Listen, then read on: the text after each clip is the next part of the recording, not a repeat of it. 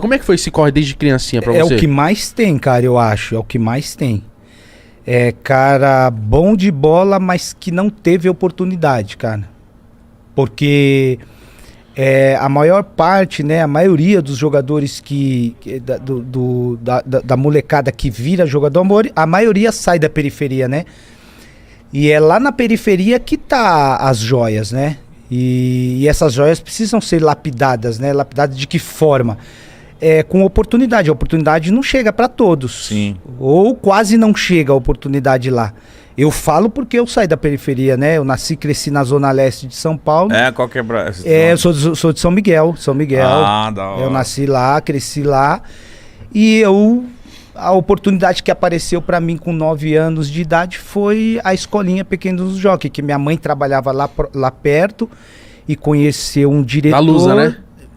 Ela trabalhava perto da Portuguesa e em um dos serviços do trabalho que ela teve, e trabalhou perto do Pequenos do Jockey também. Então ela ficou sabendo, através de um diretor Pequenos do Jockey, que a escolinha já começava com 9 anos. E aí quando eu completei 9 anos, ela me levou no Pequenos do Jockey. Mas com 9 anos você já tinha desenvolto?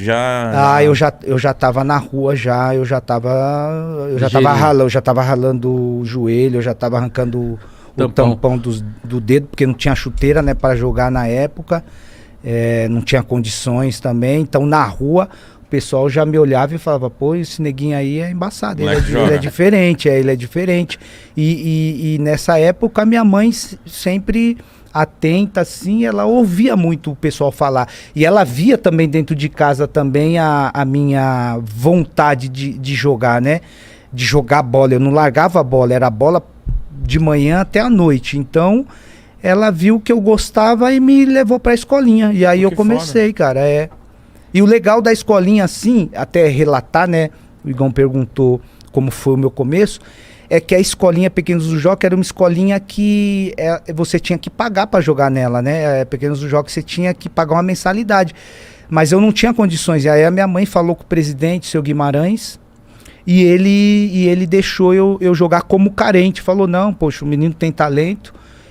A única coisa que eu vou exigir dele é que ele chegue aqui com a nota, na época era nota ruim, era vermelho, e boa era azul. A única coisa que eu peço é que ele chegue aqui pra jogar com nota azul. Ele vai ter que ter nota azul, porque senão vai ser difícil manter ele aqui. Eu abro mão da mensalidade, mas ele vai ter que estudar. E isso foi o legal disso, foi que ele me deu a oportunidade e ao mesmo tempo me despertou pro estudo. Por mais que quando era moleque, eu não gostava muito de estudar, era muito chegado. Mas você estudou porque você tinha que jogar bola. Foi um incentivo, aquilo ali foi um incentivo, e minha mãe me cobrava. O dia que eu não queria estudar para prova ou fazer lição de casa, ela falava, você não vai fazer? Então, fim de semana você não vai jogar no Pequenos do Jockey. Aí eu corria, fazia minha lição, terminava, mostrava para ela, e isso me incentivou, né? Isso foi muito legal. Que da hora, então, mano. Que legal essa atitude do seu Guimarães, porque, pô... Não, o seu Guimarães, Igão, mítico, o cara foi um pai pra mim, cara. Um pai que eu tive pai, mas meu pai na minha adolescência saiu de casa. Mas o seu Guimarães foi um pai em qual sentido? No sentido de abrir as portas dentro do Pequenos do Jockey, e foi um pai também porque, pô, meu pai saiu de casa, minha mãe tinha que trabalhar em 2 empregos e 5 filhos. Nossa. Eu tinha que treinar no sábado para jogar no domingo. Minha mãe até arrumava o dinheiro ali da condução, porque eu tinha que tomar 2 ônibus e o metrô, tinha que atravessar a cidade. 2 horas de travessia. Eu tinha que sair da Zona Leste para ir lá pro Morumbi. Então era 2 ônibus do metrô, baldeação, descia na Sé Angabaú, subia Parque Dom Pedro. Caralho. E pegava o ônibus pra cair no Jardim Colombo. Então você saía muito cedo? Eu saía muito cedo de sábado, só que sábado eu ia treinar, no domingo eu tinha que jogar. E como que eu voltava pra jogar no domingo, sendo que só tinha o dinheiro do sábado? E aí? Seu Guimarães me levava pra dormir na casa dele. Caralho. Vários fins de semana eu fui dormir na casa do seu Guimarães, só que o grande problema não é nem esse. O grande problema é que, de tanto eu dormir na casa do seu Guimarães, me apelidaram de Neguinho Mijão, porque eu mijava na cama na época. Caralho, ele liberava a casa dele e você mijava lá, mano. Mijava porque, mano, imagina, 10, 11, 12 anos, eu mijei até os 12. Você mijou até Mano, eu não era muito de não mijar. Era de mijar na cama. Mas por que você era safado? Você sabia que você tava fazendo merda, mas você mijava. Então, eu mijava na cama porque eu dormia na minha casa. Por que eu descobri que eu mijava na cama? Porque na minha casa a gente dormia numa beliche 3 irmãos. Imagina você dormindo com 3 irmãos. Tá quentinho, a cama tá quentinha. Sim. E na hora de você fazer o xixi, você acha que você quer ir pro banheiro? Quer não. Você vai mijar na cama, tá quentinho. Mano. Aí eu mijei até os 12, velho. Só que... É preguiça mesmo, mano. O cara mijava de preguiça. Ah, não. Vai ficar melhor. Vai ficar melhor, vai ficar quentinho. Só que o ruim, velho, é que quando o seu Guimarães me convidava pra ir dormir na casa dele, pra mim era um alívio, porque, poxa, se ele não me convida, eu não ia pro jogo. Só que ao mesmo tempo, pra mim era complicado, porque... Cara, eu não conseguia parar de mijar. E eu mijava não colocou um plástico? Não. Você já pediu ajuda, gente. Vamos colocar um plástico aqui pra me ajudar, que eu tenho uma mania de mijar. Eu percebi que depois a esposa do seu Guimarães, ela começou a colocar plástico. Quando eu percebi isso. Só que o ruim pra mim é, imagina ser molequinho, pô, e os moleques te chamando. Zoa, né? Ó o mijão. Zoa. Ó o mijão tá chegando. Aí fiquei com o apelido de mijão. Bom apelido. Mas aí você ficou quanto tempo nessa escolinha pra você começar a galgar outros lugares? Então, o Pequenos do Jogo, que você, na minha época, entrava com 9 para 10 e você podia jogar lá só até os 14. Porque depois, quando completa 14 anos, o seu Guimarães sempre achou que é a idade limite para você, quem tem talento... E procurar um clube. Procurar um clube, né? Então, o prazo que ele dava era até 14 anos. E aí, quando eu completei 14 anos, foi quando eu saí do Pequeninos do Jogo, que foi a última excursão que eu fiz para a Europa com eles. E quando eu voltei, eu fiz um teste no Palestra de São Bernardo, na época... Porque teve um diretor lá que me viu jogar no time do meu bairro e me levou para fazer uma avaliação. E eu passei na primeira e estava indo bastante tempo já lá nesse time. E aí quando eu estava... Mas não estava recebendo nada? Não tava. Ali era um parto para conseguir um dinheiro da condução para ir 3 vezes por semana, que os treinos eram 3 vezes por semana. Ai, e aí eu jogando lá já tinha umas 3 semanas, 14 para 15. Foi quando aconteceu uma fatalidade em casa, na minha família, né? Foi quando eu perdi a minha irmã mais velha, braço direito da minha mãe, e a Rejane, né? E aí quando ela faleceu, nessa época eu tinha 14 para 15, saindo do Pequeninos e tentando um time de formação ali, que era o Palestra de São Bernardo.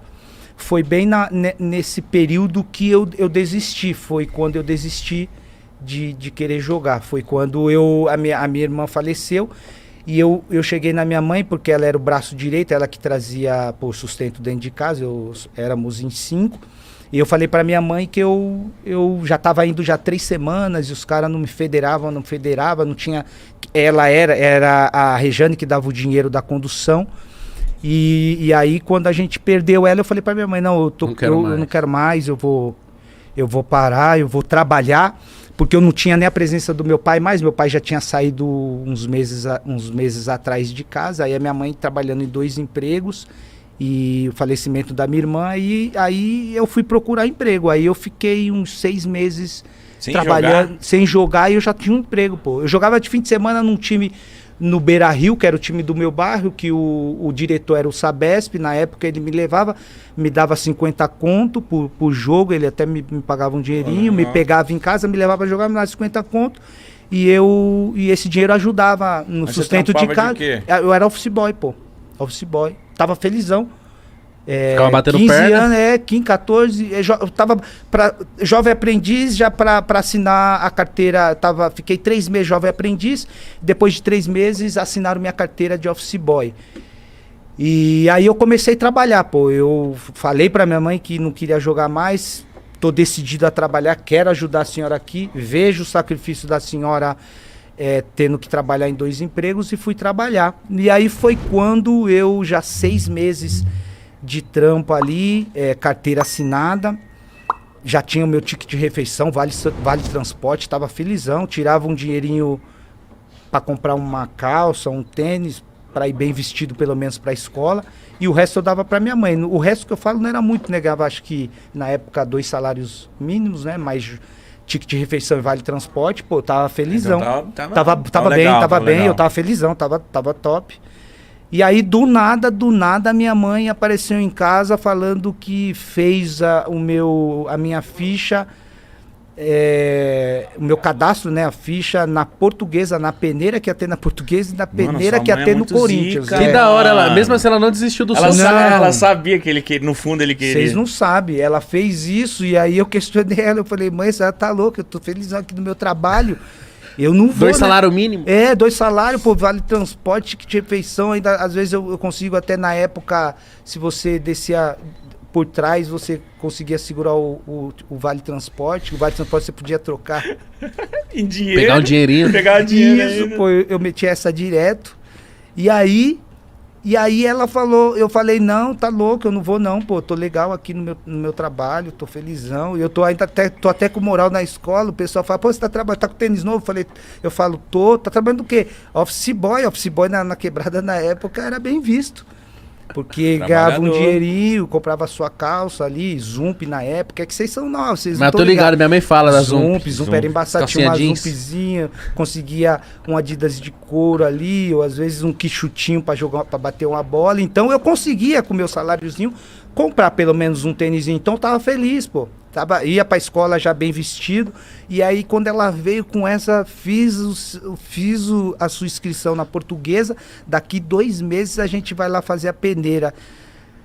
Aí eu falei, mãe, eu não vou porque eu tô trabalhando, e a senhora também, como é que a senhora vai me levar? Porque ela que sempre me levou, né? Aí ela falou, não tem problema não, vou pedir dispensa pro meu patrão e peço pro teu também, que eu já conheço ele. Aí ela pediu dispensa, e o patrão me dispensou, eu torcendo pra ele não me dispensar, né? Sério, mano? Na semana eu até falei pra ele, acho que, se eu não me engano, o nome dele era Sr. Edivaldo. Falei, Sr. Edivaldo, minha mãe vai chegar aí e ela vai falar de liberar pra fazer a peneira aí num clube. Fala pra ela que durante a semana a gente vai ter bastante serviço aqui, eu vou ter que entregar bastante carta, vou ter que ir no banco. E eu não tô afim de ir, não. Eu falei isso pra ele, pô. Só que aí eu não sei qual foi a artimanha dela que ela falou com ele e aí ele acabou Talvez ela sabia que você ia conversar com ele. Pode ser. Aí ele acabou me liberando. Aí quando ele me liberou, eu falei, agora não tem jeito, vou ter que ir. E aí foi quando eu fui. Aí... E aí, mas você chegou lá pra fazer um teste? Ou... Não era nem teste, não. Era peneira, Era né? peneira, mano. Teste é indicação. Alguém te indica, você vai e faz teste no time da tua categoria, da tua idade. Peneira, você faz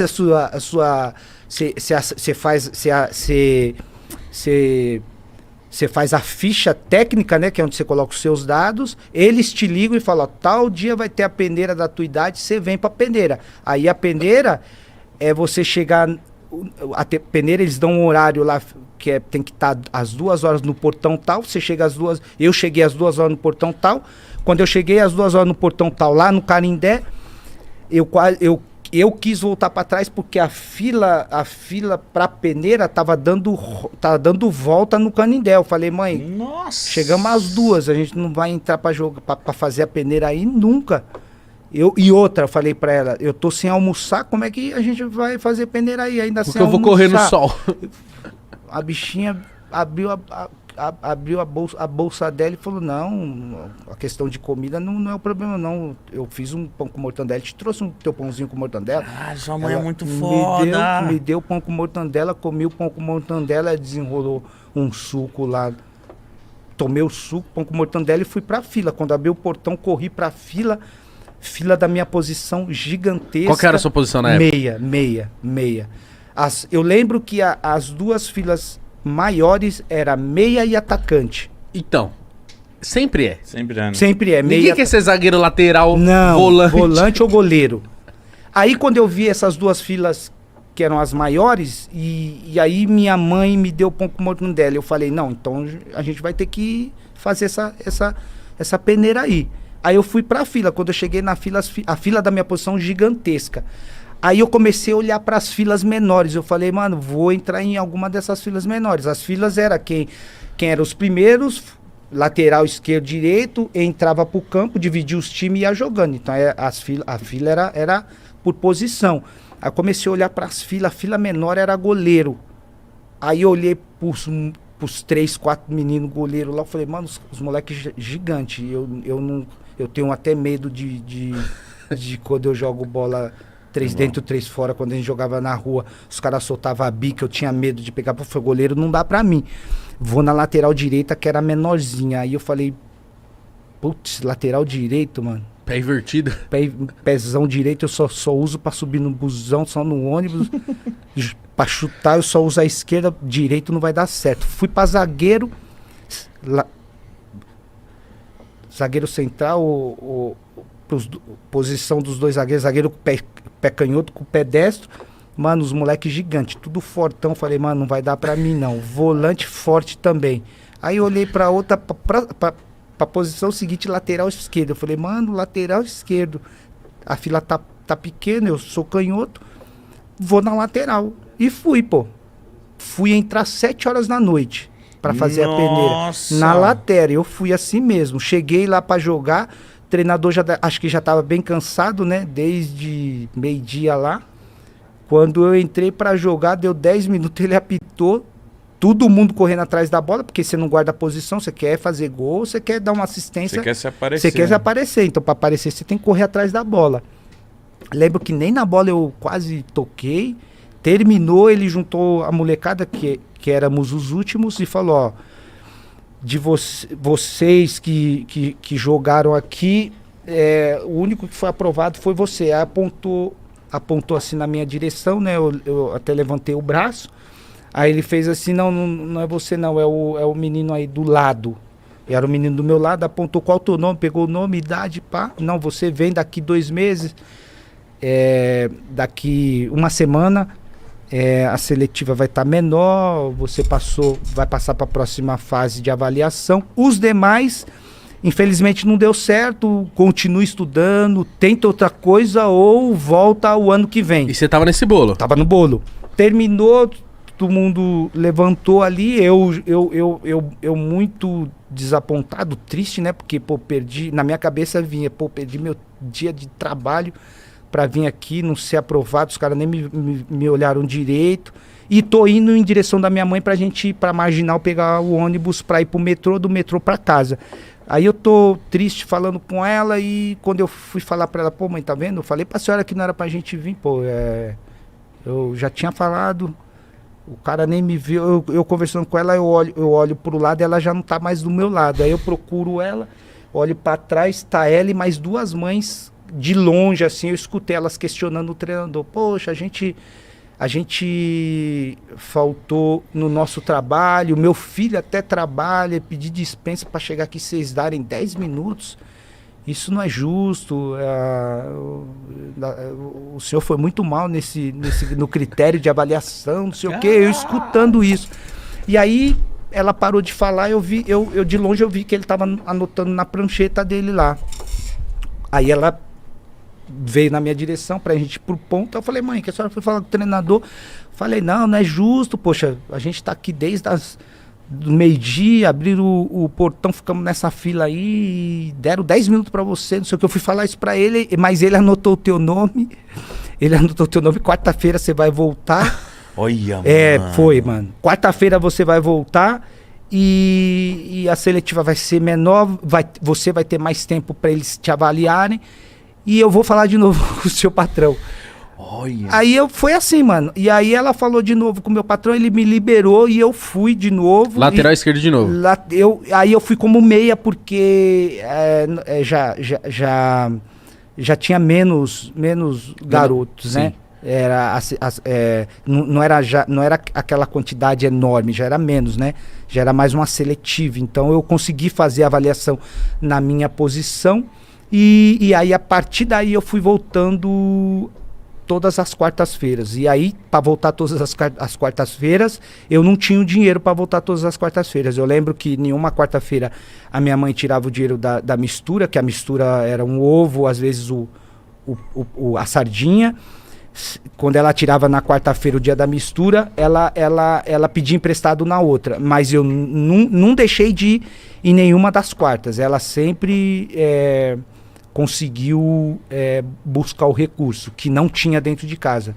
Então eu costumo dizer que a minha mãe, ela mesmo sem ela saber, ela foi uma empreendedora dentro de casa. Ela investiu em uma empresa que para muitos não tinha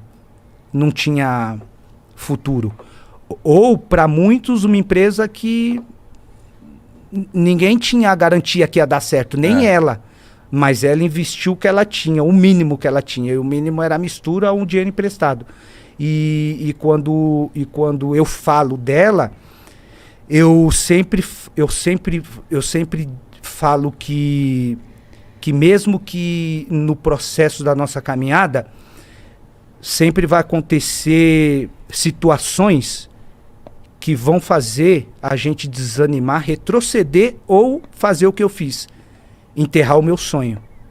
Mas sempre no meio desse processo vai ter alguém que vai nos incentivar, vai ter alguém que vai nos estimular, vai ter alguém que vai falar para você, tenta de novo, vai mais uma quarta,